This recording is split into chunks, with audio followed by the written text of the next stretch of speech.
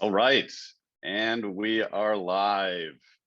Welcome everyone to Change Notice Unsnapped this week with special guest Adam Bennett. I feel like we need a little intro, like Adam Bennett, come on down, and then you walk into the Walking stage. in with the lights everywhere, yeah. Yeah, exactly. We'll give that feedback to Zoom that they need a guest appearance intro Oh animation yeah, next time.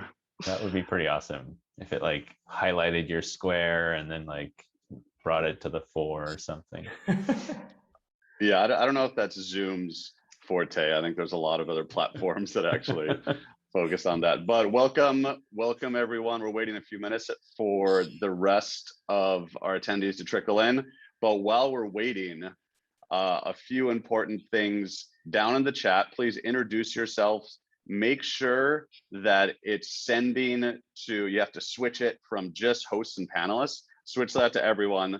Otherwise, you're just going to be shooting messages at us, which we appreciate, but we want to share the love with everyone else.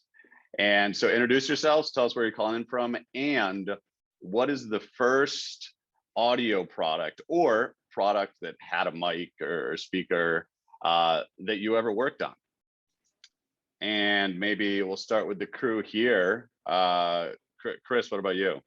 Yeah, believe it or not, of course, my background being on the Kindle, all the early Kindles actually had microphones for some reason before we figured out that people probably weren't talking into their books very much. But there was an interesting idea that actually I think came from Jeff Bezos, that he wanted to have the microphone there in case you could do something interesting by with an audio tone to program it. So you would like play a different tone, and that would be the way to like pair it with something, and it would say, oh, I know what device I am, I know what book to download or what software to load. So it was a really interesting application. And so yeah, I worked on the first mic boot on the little device that we had, but nowhere near the sophistication of like the Blue Yeti that we're going to be tearing down later. How about yourself? Let's go to Adam first. Mine's right, also consumer electronics here, but Adam, what was the first microphone or mic based product that you worked on?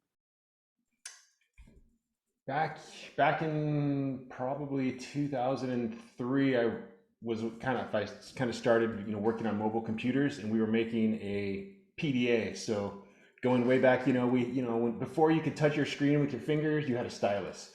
So we were incorporating microphones into those devices for not for voice control, but for communication through different apps, and it was kind of like Chris mentioned, packaging a MEMS microphone in a boot, creating the proper transparency in the housings, and just learning about sound waves, how they interact with mechanical objects. I've learned a lot since then. I'm sure a lot has evolved since then as well. For me, it was probably back on the first Apple Watch, and I didn't work directly on the microphone, but I distinctly remember some user studies, the small mic port.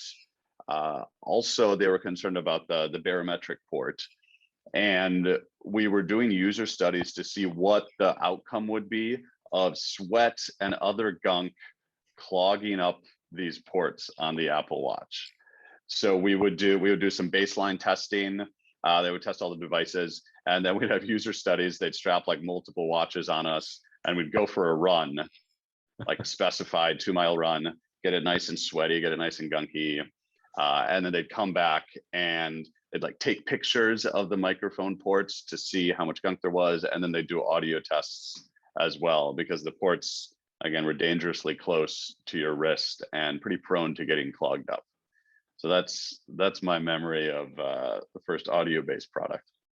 All right, welcome Lance, Patrick. A few of you guys are still messaging just to the hosts and panelists. We appreciate it, but please go ahead and switch the chat box in the lower right to everyone, and go ahead and introduce yourselves. All right, let's go ahead and officially kick it off. So welcome everyone to Change Notice Unsnapped, this special edition. We're doing the Yeti Blue microphone, and we're joined, I'm very excited, special guest Adam Bennett, who's the lead mechanical engineer at Logitech. We'll get to intros in a second. For everyone that's just joining us now, introduce yourself in the chat. Tell us about the first microphone product, any product that had a mic in it that you worked on. Change Notice, for those new, welcome. This is our weekly video podcast. We talk about all things hardware, electronics, supply chain, hosted by experienced mechanical engineers and experienced special guests like Adam. Purpose here is to build a community, share knowledge, and really just support continuous improvement in manufacturing.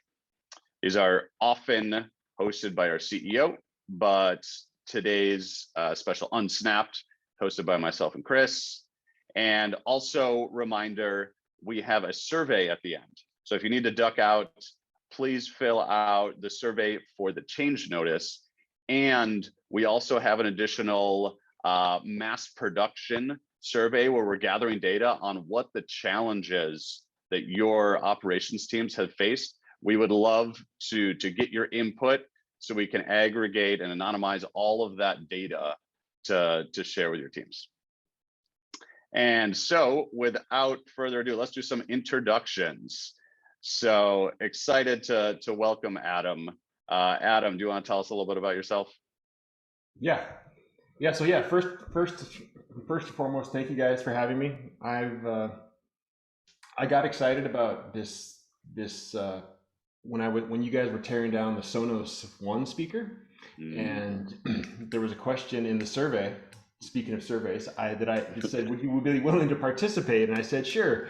And really, this is something that myself and my team do every day. We tear down products to look at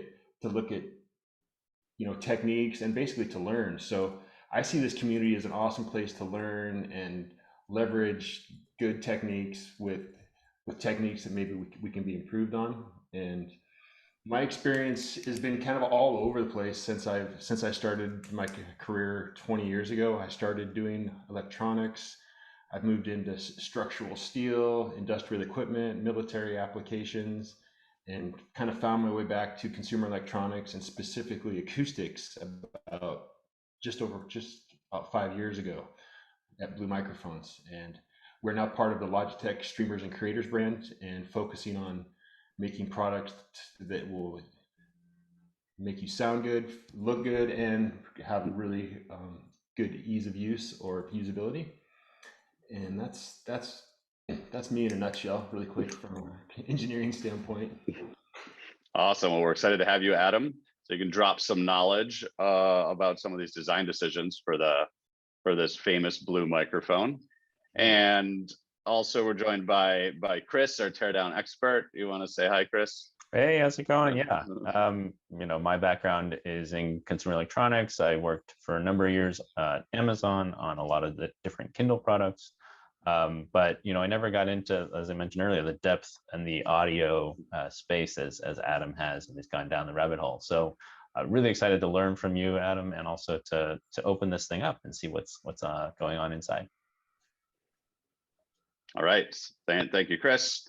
And I'm Tobias. My background's also in mechanical engineering, product design. I worked back at Apple for about 6 years, working on a variety of iPhones, Apple Watches, focusing on sensors. And today I'm really excited for the Yeti mic teardown. So the agenda for today, we're going to go through the live teardown. We're going to talk about design decisions, challenges. Adam's going to provide a little insight from his personal experience, and then we'll have a live Q&A off the record at the end, so stick around there. But throughout, post whatever questions you have in the chat, anything especially for Adam that you want to know as we go along. So without further ado, actually first, I really want to tease just a little sneak peek inside. our friends over at Creative Electron here, the iFixit team as well, they like to tease X-rays before we start tearing it down. Can we get a preview? And they hooked us up with what I think is just this amazing 3D rotating X-ray. They took a bunch of different slices of this device, and it's not only is it very visually pleasing, it gives you a lot of insight. We can already see, it looks like there's kind of a main PCB assembly in the middle, the different knobs and switches. And then what's really curious is up here in the actual mic head, you can see what looks like these 3 floating rings. So I'm curious to see what you have going on up there, Adam. Yeah, so this is what we had to look forward to. Hey, so before sorry. Chris dives in. Go ahead. Yeah, go ahead, Adam. I wanted to let everyone know that I'm talking to you currently on my my laptop microphone, and I don't know if this is the time we want to do this demo, but it seems like a good place to do it. Yeah, absolutely. Let's show us the difference. Yeah, I would tell us why we should care about this Yeti Blue mic and these high quality microphones. Right. So as I mentioned previously, you know, sounding good is really a cornerstone of our engineering development process. So right now I'm speaking to you on my laptop microphone. And the laptop microphone works very well. It's very versatile, but it sounds very distant and cold and kind of echoey. As I switch to,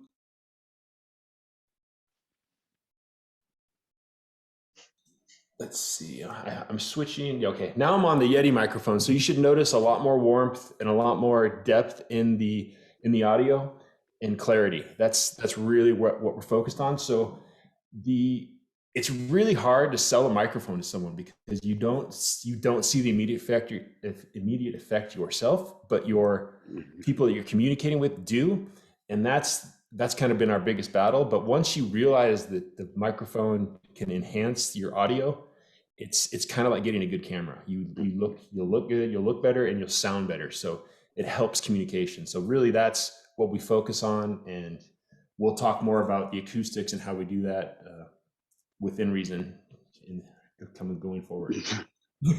Yeah, and I mean, I think this product has been a favorite of a lot of podcasters and Twitch streamers and things like that. So I think Blue, the team at Blue has definitely hit on something that's very relevant for the current zeitgeist, for sure.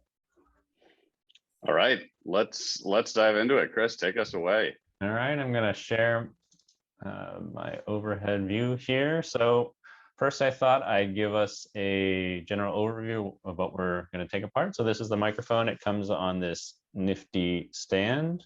And one of the first things you kind of notice about the product is just how heavy it is. It's pretty solid. It must be like at least 1.5 pounds or 2 pounds or something. So one of the questions for Adam is actually, is it meant to be this heavy? Was this something that like just happened out of the way that the materials came out, or was this like, no, it's got to be heavy, like this is from on high from the CEO or for something that wanted to do that? Yeah, that's basically it. Shortly, consumers equate heavy products to quality, and we wanted to, from the very beginning, wanted to make a timeless design that just really radiated high quality. And that's what we've achieved here. This product was developed well over 10 years ago, and still the #1 mic on the market. And it's because of that quality we built into it, and we continue that tradition going forward.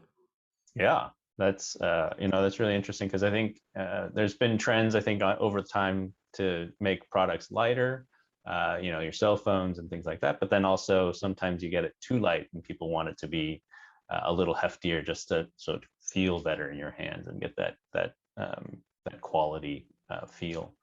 So let's go around the rest of it. So we got a couple of switches and dials here. So there's a mute button, volume knob, and then I think this stand, you can either take it off, or you can rotate the mic to where you need it. And then on the back we got a couple of this one's I guess gain switch or a gain dial, so that you can adjust the amount of gain, and then you have like the pattern. So this is I guess maybe has something to do with the way the mics are configured, like which mics are active, and how you want to receive the sound. And maybe Adam, you can help us out with what these different symbols mean. Yes. So the pattern you're on right now is what is called Omni, and Omni, as the circle indicates, picks up sound from 360 degrees. So there's no focus, as opposed to the cardioid, which is just to the right of that, which is focused directly in front of the microphone where the blue logo is at. That's where we're picking up the most noise, and we reject the majority of noise around that. That's dependent upon your gain levels. The other patterns, we call these patterns, are stereo, which will pick up your right and left channels, and then we have a figure 8 pattern there that is set up so you'd put it in the center of a table, and you'd interview someone, so you can get it's made to reject the noises from around, but just pick up basically the speaker and 180 degrees from the speaker, which would be the interview subject. So those are the 4 patterns that we focus on this microphone, and the capsules are arranged in a way that enhances each one of those patterns through physical location and EQ that we use in the electronics. I see. Yeah, so that's really interesting. So you know, a lot of products now have like multiple mics to like do noise cancellation and things like that. So you guys are able to do something similar, but much more focused on the audio quality and the sound quality that you're trying to get from whatever the application the user is trying to use this product for. Yes. So if it's streaming, they may want a different pattern than interviewing, than doing some vocals or instrumental microphone work. So it's very versatile in that regard. Cool. So let's see, going around this thing comes all the way around, and so you can see there's a mini USB port here, which I think was popular in about the 2000 time frame. So that speaks a little bit to the time of this, but it still works very well, and there's nothing wrong with that, you know. Yeah, I mean, I think once you get the other side to be a USB-A, or I don't know if they make mini to USB-C, but yeah, that was interesting. And then you got a audio out here, I guess, so you can plug in a set of headphones, so you can just wear this and use this microphone at the same time. Yeah, that's a great feature. There's actually an amplifier inside for the headphone jack to really give you high quality sound if you're listening on headphones, and it's meant to be, you know, a really clear way to monitor your sound. One of the other things here, there's a couple of stickers. So there's a sticker that has the sort of the FCC compliance thing. A lot of products make you write this somewhere, whether it's in the, you know, contract, or whether you have to do that on etched into it, or like in the plastic. So I thought it was really interesting that you guys use a sticker, and the sticker actually conveniently hides a couple of screws, which is how we'll eventually take this device apart. So I'm going to take this out of the stand. The stand is pretty substantial. So I think that's pretty cool. And I was wondering, do you guys use the same stands for different products, or is each one kind of got its own unique stand and sizing? Each product has its own stand. We have a very similar geometry to this stand in other products, but they are not universal. Got it. So I just took out like a little, looks like a little plug or a seal. This has a threading on it. I think you can attach this microphone, so if you want it to be like upside down and like facing you while you're doing your Twitch streams, or attached to a different kind of stand, whether facing this way or something like that, you get this. Is this a pretty common audio thread? That is, in the audio world, there's 3 threads that rule. It's 1/4 20, 5/8 27, which is very unique, and a 3/8 13. It's very unique threading. Very. What? You said 5/8 27? Yeah. Oh wow. So 5/8 is very US. The 3/8 is European, and the 1/4-20 is universal. Hmm. And I'm not sure where those standards came from, but it's kind of I've inherited. So I just took these screws up, but I forgot. I probably have to remove these protrusions because it seems like this is kind of slid in this way. So I'm gonna have to.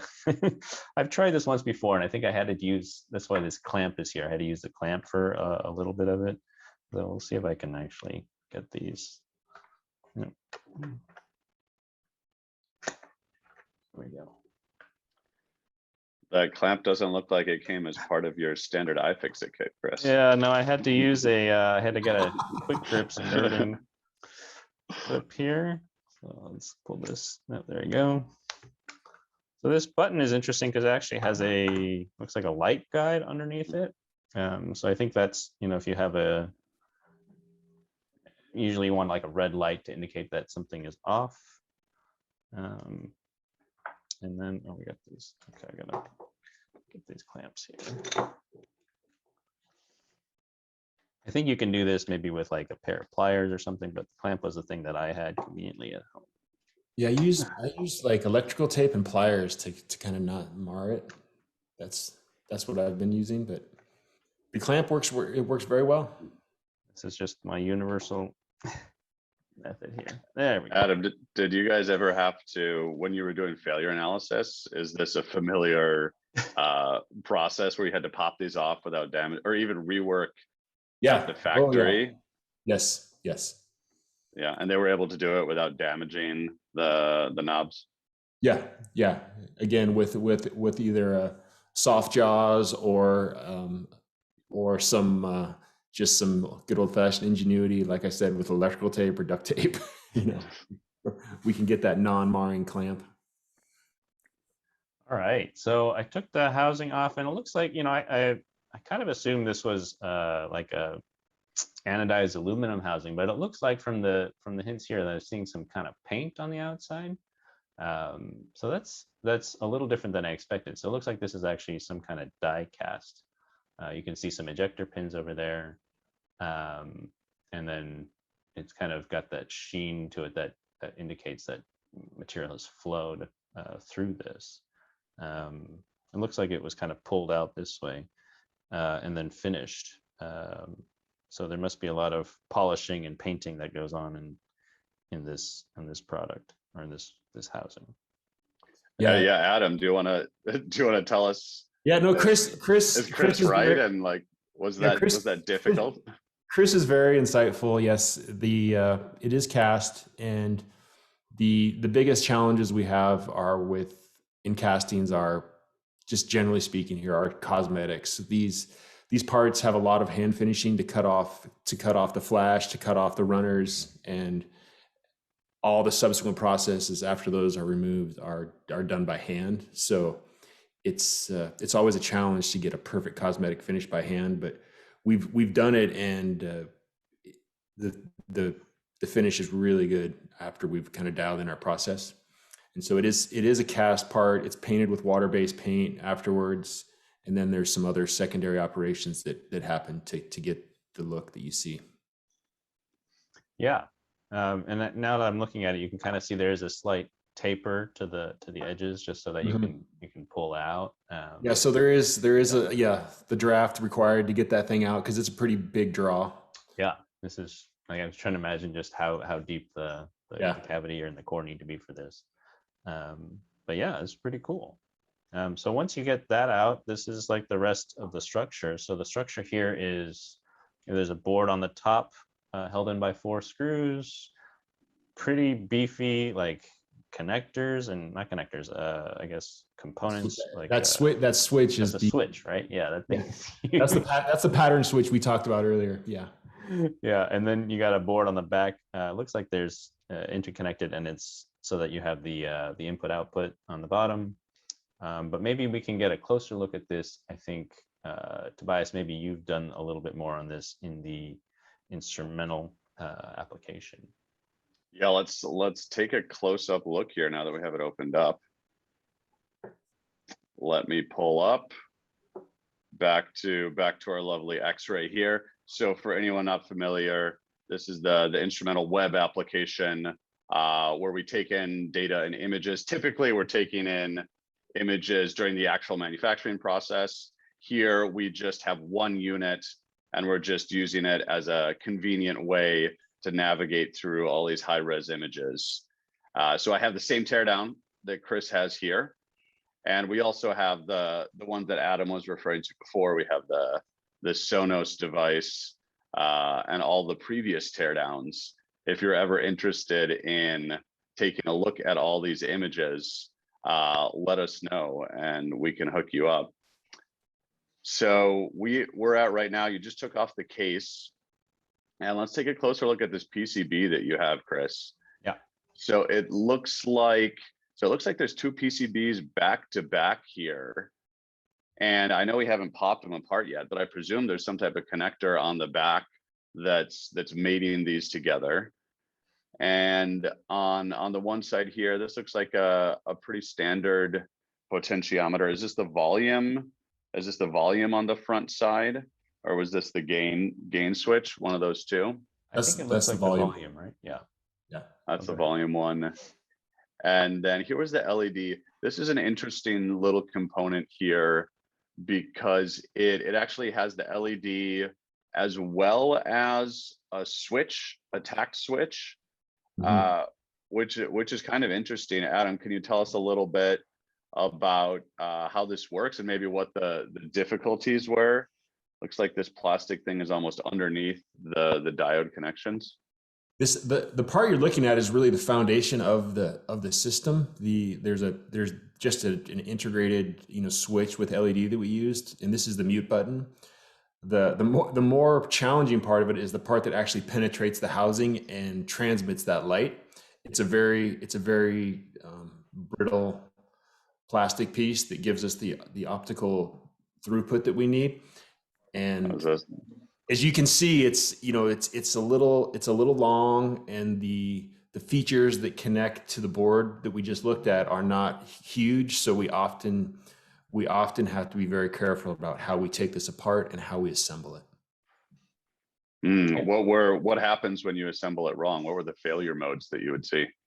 You'll see one of those legs disappear, or you'll see the small diameter joint to the large diameter joint broken off. There's a number of different ways that this fails, but after we get the manufacturing processes correct and the material handling correct, we've alleviated all those problems. But it is a challenge sometimes when we have new service people or new people on the line working on it. Yeah, I guess that's one of the consequences of having to use clear plastic to get something through. So there's only certain grades of plastic that can go optically clear. You're probably stuck as like maybe like a PC or something like that. That's a little more brittle and less forgiving. Yeah. All right. So yeah, that looks like a very tricky small part. So on this side, on the other side, so you had the LED on the one side, and here's that super beefy selector switch. So this is just the potentiometer, but this is the switch. And my best guess here, Adam, is the size of the switch was required to actually get the detent, the feel, because it takes a pretty good amount of force to actually turn that dial. Is that what was driving the size here, or is this just a legacy part from a while back? So I honestly did not. I was not around when this part was chosen, so I can only speculate that it was so beefy because of to your point, the feel, and or maybe the current that's going through there. It might dictate how big this has to be. But again, I didn't play a role in this layout. Once you use this, like you guys have a line of different microphones, do you have to use these same components across all of them? Is that something that like whoever chose this one to begin with their legacy has kind of get carried on through the rest of the Blue microphone line? No. I mean, I think with this microphone being kind of the the cornerstone of our USB microphone line. Yeah. We see some of the opportunities to improve it around the switch, because the feel is really nice. But one thing we do in audio now is try and make silent switches. So this is very loud. So when you're changing patterns, you'll pick it up on the microphone as a loud click, and that's not necessarily always the best for your stream or your audio you're trying to transmit. So silence is golden. Is kind of our. Yeah, that's interesting. That, yeah, I guess maybe the concept of this product was probably you'll stay in one mode all the time, so you just have to select it before you start. But now maybe people are going from streams to interviews to something else. Right. Yeah. If you're going from a stream and then you're going into some musical work, or you're going into some streaming work, you're going to want to change your pattern to optimize your sound. Got it. All right. Let's keep going here. It looks like we've got 3 connectors here, which lead to what I'm guessing is the actual microphone modules up in the top. It's interesting to look at these connectors. Some of them actually look a little cocked here. It looks like they're only connected by 2 solder joints, and potentially during the installation of either the connector or the rest of the module, it looks like they got rotated a little bit, but maybe it wasn't enough to cause any problems here. But let's go back to the teardown, Chris. All right. Oh, we got a question here. What's the reason for using analog switches and volume pots rather than digital options? That is a function of the design. When it was done, that has changed a little bit in the latest offerings, but it's just a legacy thing. Ideally, you'd be digital. Yeah, I presume, like, comparing to some of the newer devices. I know we recently did the Sonos teardown, and I'm excited to take a look at the differences between both the microphones inside the cap of this one to the tiny little MEMS mics that we had in the Sonos. I know they're vastly different, but it sounds like even the switches, again, a lot of the newer devices have digital control. I would presume that there's probably additional processing units and signal conversions that you'd need, whereas this, you just have the analog, and it's probably simpler back when this was originally designed.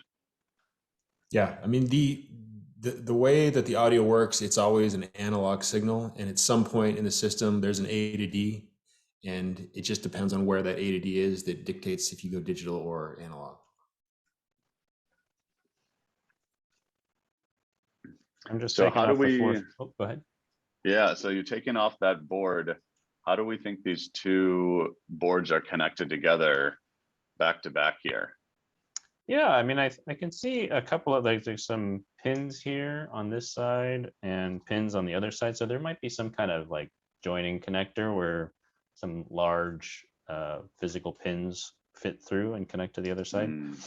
I'm trying to guess, or trying to understand what looks like, which side has the main processing unit. It looks like it's here.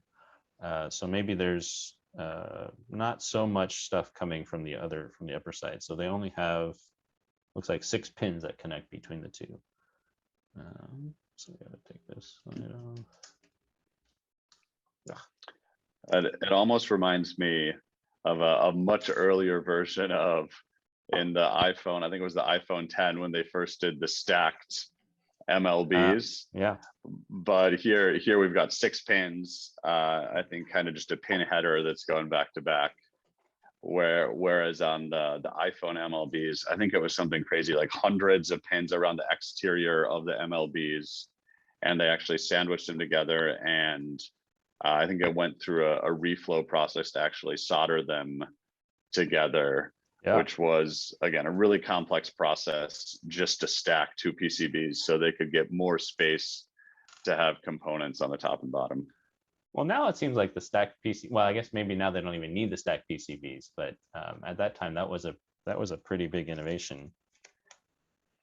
It was. I think they're still doing those. Are they still? Do they still have some stacked PCB? At least in some SKUs of the phone. Got it. It looks like most of those screws are just Phillips. Is that correct? These are all Phillips screws, so it's pretty nice to be able to take it apart. And I'm gonna unhook these microphones. I have pictures of these so I can remember how to put it back together, I think. But all right, here's the board on its little frame housing here, or this little cast, looks like another cast frame. I do like this because it looks like there's additional threads here in case you wanted to like make a different model or a different option for this.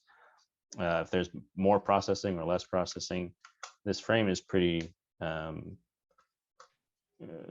designed to make it like easy to extend things out, whether that was the intention or not. Yeah, Adam, I'm curious. It looks like space was not one of the significant constraints here. You guys had more space, both in the PCB. You kind of made things beefier. Weights, you were driving for more weights. Was the overall size driven by a desire for the mic to be that big, or were you actually space constrained inside the microphone? No, it's the one luxury that we have. We are not super space constrained. What the size is dictated by our product and design team, trying to, find a balance of what customers want. And this is the size they came up with. It's the intent is to be kind of the size of an everyday product that a customer would love. So it intuitively is comforting to have around and use. So that's what drove the size. And luckily we have a huge amount of volume in there to put boards in. So we're not super constrained. The only constraints we have are getting the buttons and the lights out in a way that conforms to that usability. Yeah, makes sense. We got a question here on, I think we're asking about where'd you get your tools that you're using there, Chris? Is that the this is the OG iFixit? This is an iFixit kit. It's from a couple of years ago, so I think they have an updated set. I actually heard that there's might be one at the instrumental office for me to pick up, but I've used this set countless times, so I have more than earned. It's been well worth the price that we paid for a long time ago. But yeah, so this is I got a couple of different screwdriver heads, and it comes with a whole load of them. I have a question. I'm sorry to interrupt you. I just had a question regarding, because we talked about Phillips heads, and I'm just wondering from the people attending, what's the favorite head type in assembly that they use?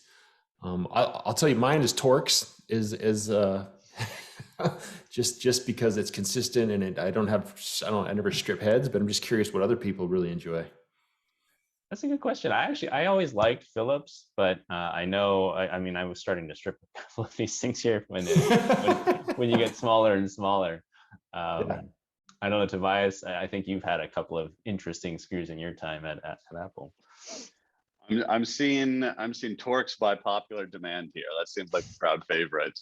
I think it is. But you said tri-wing. I've never used the tri-wings. This is controversial topic here. Most people think that tri-wing is just another attempt from Apple to make it really difficult to open devices. Maybe drive more sales to iFixit, because you need a new they got to make a new driver every time. You got to come up with the Penelope and the tri-wing. The tri-wing is actually designed to be easier to manufacture when you get down below like these M1 screws. Yeah. To be able to get the torque that you need without stripping, and to be able to easily manufacture the screws, there actually is an engineering advantage to the tri-wing. So it's not just because Apple wanted to make it difficult to get in. Okay. So at that size, it does make sense. It's Got it. because Apple wanted to use the smallest screws possible. Yes. So- Yeah. So let's Shave off. Also, it also has to do with head thickness. You can make it like super, super thin. Yeah. Yeah. I see a future topic for you guys. Fasteners could go on for. We'll do Yeah. a screw teardown episode. I remember designing some screws for one of the Kindles, and I think it was like a M1.2 or M1.4, and I had to have a really thin head size, and so we're like, okay, well, you're gonna use Torx screws because we wanted to get the most advantage, but then we were shearing off the heads because we were putting too much torque on it. Yeah. And so we actually went back to Phillips, and we had the drive, because the drive of the Phillips actually kind of has like a little bit of a kind of a chamfer in it, so I could take advantage of where the screw radius was coming down, which was crazy to think about. But in answer to the question of like how are these two boards held together, there's like just a header on this side and a receiver on that side. So kind of your basic 6-pin header that just goes into a receiving body here. So that's pretty straightforward. It's pretty straightforward. I'm dying to see what's inside of that actual mic cap there. Yes. I So see a little module. So we got a little plastic housing, and here are 3 microphone heads attached to these kind of rubber mounts, I guess. Must be some kind of vibration isolating thing. So that's pretty interesting. We can take these off. And then looks like this is the head. I think the microphone heads are always interesting to me because they have, I don't know if you can see it, but there's like the mesh on the outside, and on the inside here is a kind of a, my camera's not picking it up. It's too, we can turn this light off maybe. There's like a foam inside, right? There is a foam inside. Yeah, I can kind of barely get it. But it's a pretty soft foam, and there's a little wrinkle on this one. Again, I can't show it, but maybe we can get a closer look at some of the pictures. Maybe we can switch back to instrumental so that people can take a closer look at this. Let's look at this mic module here. I want to hear from Adam on the design. It's really interesting. This is what we saw, those 3 rings back on the X-ray here. These 3 floating rings. It almost looks like a monument or some type of art piece here. And then, yeah, I think these are rubber, kind of an enclosure that goes around. Adam, you want to tell us about what was the intention of the orientation of these devices, and then what's the purpose of these little rubber enclosures around? So yeah, I'll speak. This is kind of a little bit of the secret sauce right now. So I'm going to speak a little more generally about this. But each one of there's three capsules is what we call those devices.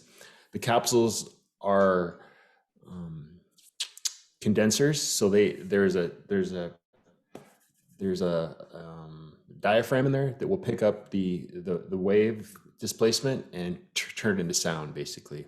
And so when we make the microphones, we're trying to incorporate acoustical transparency into the head that you just saw and the surrounding elements of that housing. So we choose like you mentioned, it's a rubber material, and that's not entirely wrong. But what we're trying to do there is really dampen out the handling characteristics of the microphone, so that if you're tapping your desk or if your dog is barking, it's really minimizing the pickup of those extraneous noises, and that material helps dampen those noises out. And then all of the foam and metal grills protect the capsules from drop or from just from hitting it with your hands. And there's also some elements of pop filtering, we call it, to reduce the velocity of air going into the microphone, which creates distortion. The way these microphones are also sort of oriented, it seems like, like if you were a singer on stage, you would have a microphone that was kind of oriented a different orientation. This way, is the microphone supposed to be arranged vertically so that you kind of have maximum entry into like where the So where the sound goes? this microphone is meant to be talked, like if you see me, like I would be talking like straight into it. That's the focus of this capsule arrangement. When you see someone in a concert or on a television station, they're using a dynamic capsule and they're speaking directly into it, you know, because it's the capsule displacement is happening in the axial direction of the microphone. So that's why you'll see a different orientation in that type of application. I want to know, well, two questions here. First, Ahmed was asking about the material selection. And I believe he was asking material selection constraints. Ahmed, if you want to clarify the rubber here that we talked about, Adam, I think you mentioned that, yes, there was a lot of considerations that go into this actual material here, as well as you mentioned the grill and the foam. Each one of those seems to serve a separate purpose. Let me know, Ahmed, if you were talking about a different material. I think Adam touched on that. The thing that strikes me is these are large, beefy mic modules, and coming from kind of a naive acoustic place, looking back at our Sonos teardown, which had a couple different mics. So this was back on the Sonos, the PCB right on the top of the device. Yeah. And I think there's about 4 or 5 these tiny little mics here. They're little through hole mics, and then there's a hole on the enclosure. We got like 1, 2. These things are tiny. These things are just, you know, a couple millimeters. Right. What are the advantages? Like, why did we need in the Logitech these larger, beefier mics? Well, we have the luxury of focusing purely on acoustics. So the larger condenser capsules give us more sensitivity, allowing us to amplify the voice higher and provide more clarity. We can turn the gain way up and not distort and get really high audio performance. So the size really dictates that. With some of the MEMS microphones, you can get close to it, but a lot of it's done digitally. And we're doing it all just analog and then converting it digitally. Got it. So just the acoustic performance that these larger modules provides far exceeds the tiny little MEMS ones. Yep. Can you tell me a little bit? You have all these different layers between the actual user and then the actual diaphragm. There's the grill that seems to have like the specific pattern. Then there's the foam, and then there's kind of this interesting hole pattern, and yet another grill here. What are kind of the design purposes of each one of those? The outer grill that you see on the shell of the microphone is primarily for protection of the capsule array. And it serves a purpose protecting it, but it also serves a purpose in holding the foam on the inside, which is meant to reduce, basically the entire stack up is meant to reduce velocity before it hits the diaphragm, because if we overexcite the diaphragm, that result is distortion. So everything is meant to attenuate velocities of the sound waves. And that's kind of the special recipe that we use that gives us the best performance. I got a question here. Are the capsules custom to Blue or a component from a vendor that anyone can buy off the shelf? They are custom. Nice. So there must be some secret sauce in there that makes that makes Adam's voice sound so warm and inviting compared to the other stuff that we heard. These are all great questions here. So keep the questions coming in. This is the time to ask Adam any of the details about the design, or I kind of want to get into some of the challenges as well. But one follow-up question on that: do you guys use a similar module? I know there's a lot of other models out here. I think you were even talking about a new one you guys are coming out with Mhm. that has either little digital displays or more features. Do you reuse the same modules in different assemblies, or are you developing new modules as you go?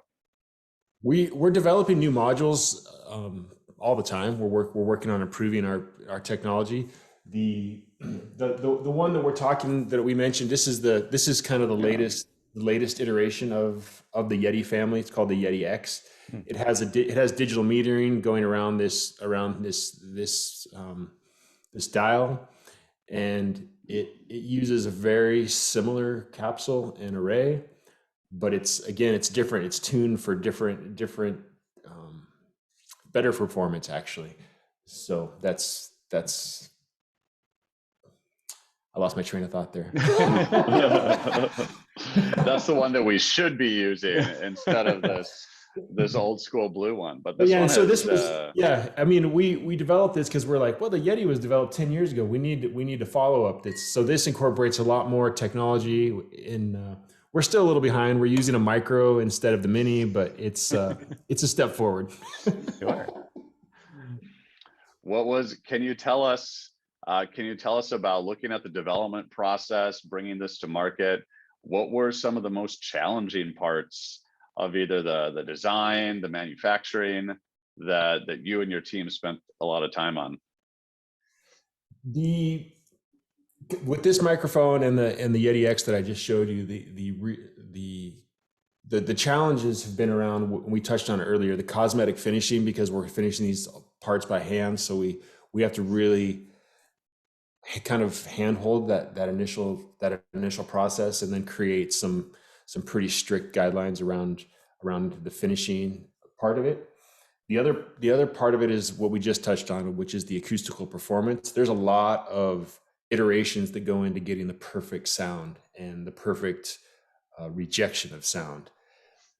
Mainly handling noise that we don't want to pick up, like I said, the desk taps or the foot tapping, or the boom. If you have it, the inadvertent kind of hits. We're trying to make this microphone really perform well without a bunch of extraneous noise. And then, as a user interface focus, the buttons and everything have to feel good and minimize the sound and be very intuitive. So those are kind of all of the big challenges around a good microphone that we have. And we're constantly learning about better ways to do things, which is kind of why I'm here and why I'm intrigued about doing this type of thing, because it's all about learning and making products better. Yeah. Oh, go ahead. Oh no, I saw a question from Patrick. Is that what you were jumping in on? Well, I was going to ask my own question, but why don't we get one from the audience first? Yeah, so Patrick was asking about while you were designing the capsule, the preamp, the A to D, what was the process like of auditioning the different designs, like evaluating each iteration as you guys progress? Well, yeah, we have an awesome team that works very well together, so we're able to very quickly print different types of setups. Like, so we have a very good representative material that we can print in 3D. So we try different orientations of the capsules. We can do that very quickly, and we have a pretty tried and true recipe for the grills. And there's probably less than 4 dials to turn in terms of really perfecting the sound. The biggest knob is kind of the EQ and the firmware that we use to refine this sound. And it's awesome that we can work together so closely, as our team is so good at what they do. All right, Chris, go ahead with yours. Oh yeah. So coming from where I was making just microphones and a digital product like a Kindle or a smartphone, what are some things that people designing those kinds of products can do to incorporate some of the things that you guys have learned over the years, like to make better laptops or better smartphones? Or are they already doing as much as they can? Should they make space for these giant capsules in there, or what are some potential things that can be done? Well, the manufacturers of the MEMS microphones, speaking about small packages, have great, design integration guides that we always start with. But the real magic comes into the recipe when we start doing acoustical testing. We can really improve designs by better acoustical transparency. So that might mean a bigger porthole. It might mean a more acoustically transparent membrane if we're talking about creating an IP67 microphone like you have on a phone. It's also around the packaging of the microphone. Like, there are better materials to make boots that isolate sound than others. So you have to kind of test the whole system to understand how it works. One thing that can bite people is if they're making a MEMS microphone on a flex and they're letting that flex move, it induces noise that will destroy the acoustics. So it's about securing all the components as well. So it's really a bunch of iteration and just experience making these products that gives you the outcome of perfect audio.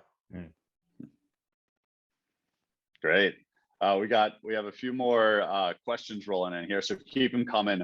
We're coming up on time very, very quickly here. So we're gonna convert over to our final Q&A session off the record. We can have some more casual conversation with Adam.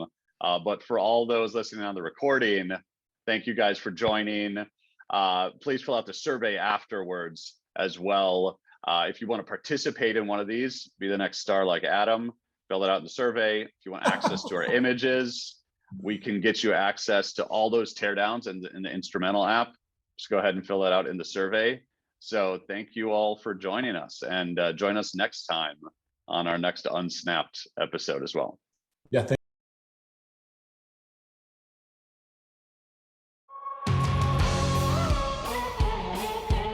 Manufacturing is changing, and keeping programs agile and on schedule is harder than ever. Leading engineering teams rely on Instrumental to find issues earlier, fix them faster, and make sure they don't come back. Experience the first manufacturing optimization platform designed to enable continuous improvement of your process, from development through production, by unifying your data so your teams can make decisions faster. Instrumental makes finding correlations in product data easy, so your engineers can spend less time wrangling data across email, spreadsheets, and internal systems, and more time solving problems. It's simple. We put the right data in front of the right people in real time. Instrumental aggregates images of every unit at key assembly stages, parametric test data, and measurements in real time in a secure, managed cloud. When installed across factories in a supply chain, brands and suppliers are able to work together to solve their most complex issues. From your first build, Instrumental's Discover AI proactively identifies new issues by scanning your products for anomalies and automatically delivering a daily queue of issues. Engineers can jumpstart failure analysis with defects in context. Engineers leverage a rich, remote dataset to quickly identify correlations and potential root causes, and can push live tests to validate solutions immediately. They use Instrumental to eliminate issues at the source and make sure they don't come back. With complete build and issue analytics for the entire team, program leads can kickstart daily stand-ups, streamline executive reporting, and communicate seamlessly with global teams. Instrumental has helped leading engineering and operations teams move faster, improve yield, and build better products from proto through production. Better products start with better data. Better products start with Instrumental. Schedule a demo today.